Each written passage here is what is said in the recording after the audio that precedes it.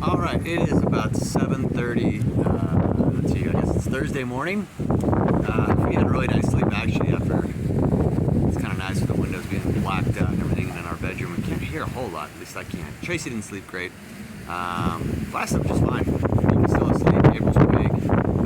So far we're doing good, the wind's starting to pick up the next hour and a half. I'm going to wrap around the corner here where it's windy. This tree right here has been taking the brunt of it.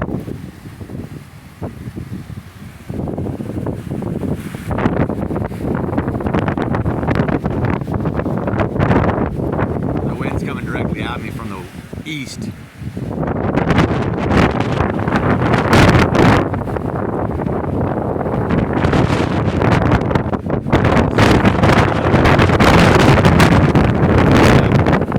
Get around the corner again. Got Zeus. Come on, Zeus. Let's go, buddy. He's trying to figure this out, but anyway, we're all good. I'll keep you posted. We're safe, we're happy, and let's hope it stays that way.